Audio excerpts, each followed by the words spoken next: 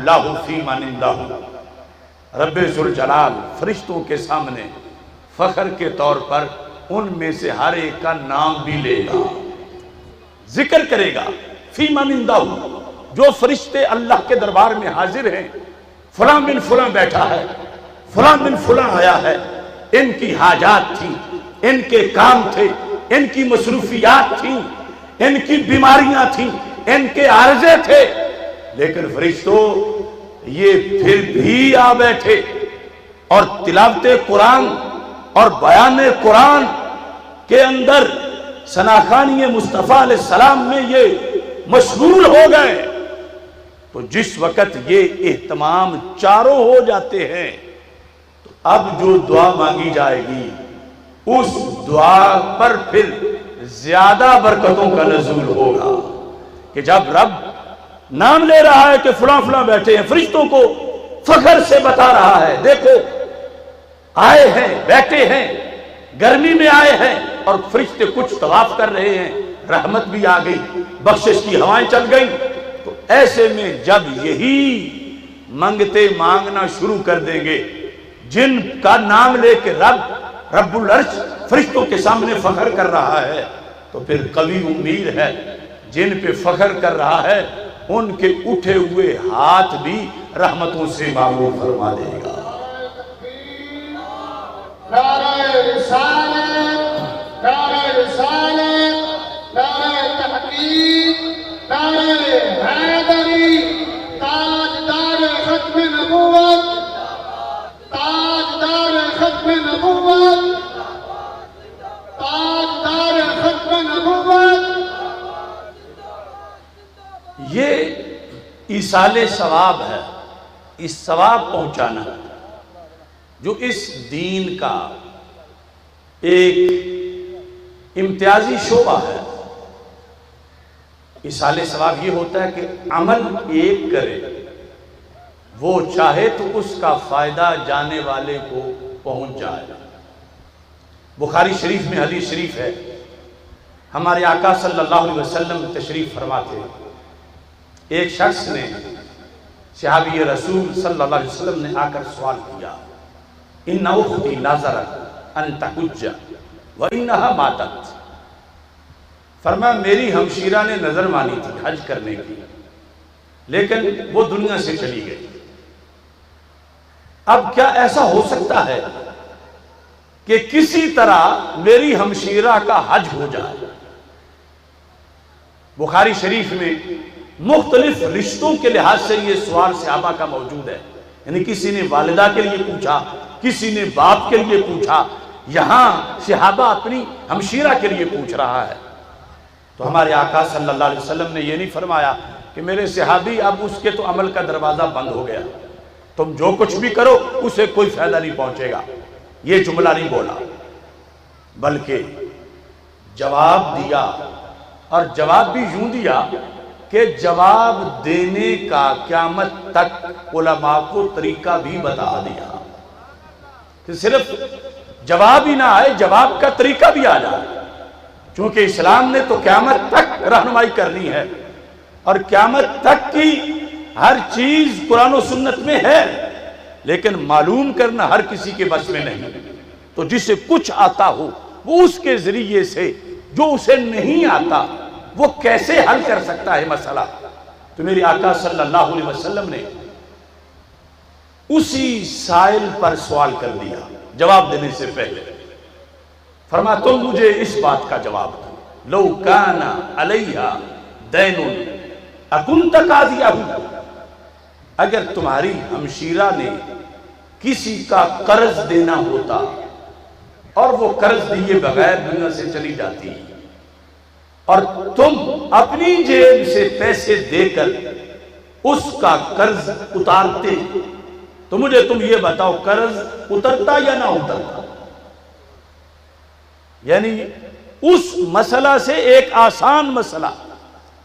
جو صحابی کی اس وقت کی تعلیم کے مطابق تھا، جتنا وہ پڑھ چکے تھے، تو صحابی رسول صلی اللہ علیہ وسلم نے کہا یا رسول اللہ صلی اللہ علیہ وسلم، ہاں یہ تو مجھے بھی معلوم ہے کہ اگر میں اپنی ہمشیرہ کی جگہ اپنے پیسے دے دوں گا تو ہمشیرہ کا قرض اتر جائے گا، تو ہمارے آقا صلی اللہ علیہ وسلم نے فرمایا فَقْدِ دَيْنَ اللَّهِ فَهُوَ أَحَقُّ بِالْقَضَاءِ، پھر اللہ کا قرض بھی اتار دو، وہ زیادہ حقدار ہے کہ اس کا قرض اتار دیا جائے۔ فرمایا احرام تم باندھو گے، طواف تم کرو گے، وقوف تم کرو گے، تھکاوٹ پوری ہوگی، گناہ تمہارے بھی جھڑ جائیں گے اور حج تمہاری ہمشیرہ کا ہو جائے گا۔ یہ ہے ایصال ثواب کا طریقہ جو رسول پاک صلی اللہ علیہ وسلم نے خود قیاس کر کے سمجھایا، قیاس کروایا کہ ایک ہے حق مالی اور ایک ہے من وجہ بدنی اور من وجہ مالی۔ کسی کی جگہ نائب بن کے مال دینا تو یہ تم جانتے ہو کہ دے سکتے ہو، تو حج بدنی بھی ہے مالی بھی ہے، تو پھر تم یہ ادا کرو گے تو تمہاری طرف سے جب نیت ہوگی ہمشیرہ کے لیے تو اس کا حق ادا ہو جائے گا۔ جو محض بدنی ہے وہاں تو نیابت نہیں ہو سکتی کہ کوئی شخص کہے میں 10 مزدور رکھ لیتا ہوں جو میری جگہ روزہ رکھتا رہے، میری جگہ نمازیں پڑھتے رہیں، ایسا نہیں ہو سکتا، مگر من وجہ بدنی اور من وجہ مالی میں نیابت بھی چلتی ہے، اور نفلی عبادات کے اندر ویسے بھی ایصال ثواب ہو جاتا ہے۔ ہمارے آقا صلی اللہ علیہ وسلم نے یہ جو برزخ کا نظام ہے اس میں اتنی رہنمائی فرمائی ہے، اتنی رہنمائی فرمائی کہ جس کا ہم اندازہ نہیں کر سکتے۔ آج اگر دنیا میں کسی بندے کو اپنے باپ کی قبر میں اے سی لگوانا پڑ جائے تو نہیں لگوا سکتا، کیونکہ وہ بجلی نہیں بنی جو قبر میں اے سی کے کام آئے، وہ اے سی نہیں بنا جو قبر والے کو ٹھنڈک پہنچا سکے۔ ارے پتہ ہی نہیں، روح نکلنے کے بعد معاملات ایسے ہیں، جب دفن کر دیا پھر تو مٹی ڈال دی، جب فوت شدہ بندہ چارپائی پہ لیٹا ہوتا ہے، انسان اسے سامنے دیکھ رہا ہے، برزخ کا پردہ اس وقت نہیں بندے کو پتہ چلنے دیتا، زندہ کو تو مٹی ڈالی گئی تو کون سی ٹیکنالوجی ریکارڈنگ کر سکے گی اور پتہ چل سکے گا۔ یہ حدیث شریف صحیح بخاری شریف میں ہے، بندہ جب فوت ہو جاتا ہے ڈیڈ باڈی چارپائی پہ پڑی ہے، لیکن اس میں اور بت میں بڑا فرق ہے۔ یہ بھی کچھ لوگوں کی غلط فہمی ہے، وہ فوت شدہ انسان کو بت کہنا شروع کر دیتے ہیں۔ زمین و آسمان سے زیادہ فرق ہے۔ یہ ڈیڈ باڈی جو پڑی ہے، میرے آقا صلی اللہ علیہ وسلم ارشاد فرماتے ہیں صحیح بخاری، ان کانت صالحۃ فقالت قدمونی، اگر وہ بندہ نیک ہے جو فوت ہو گیا ہے، وہ کہتا ہے مجھے جلدی لے چلو، مجھے جلدی لے چلو، مجھے جلدی لے چلو، یعنی آگے جنت کے ماحول کے لیے اسے سب کچھ اہتمام نظر آ رہا ہے۔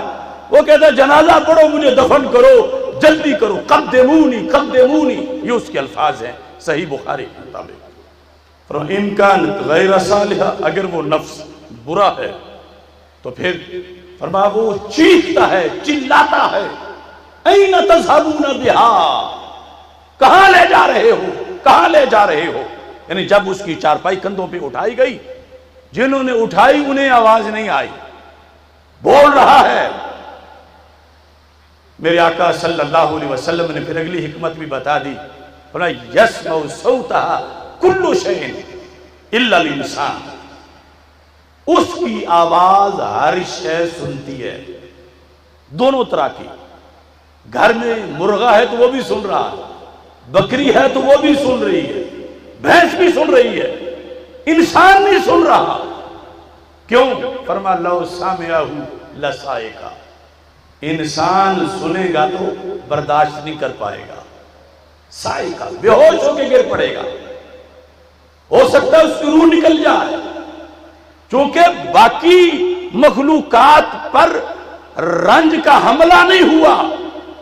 مرغیوں کی جب کوئی مرغی مری تو ان کو افسوس ہوگا، اب بشر کا ساتھ والا فوت ہوا، اب فوت ہونے کے بعد اگر وہ برے کی آواز ہے پھر تو اتنی بھیانک ہے کہ ویسے ہی برداشت نہیں ہوگی، اور اگر ہے نیک لیکن جس کا یقین ہو چکا ہو کہ یہ دنیا سے چلا گیا ہے، اگر وہ بھی بولنا شروع کر دے تو کوئی پاس بیٹھ کے کم ہی اسے برداشت کر سکتا ہے۔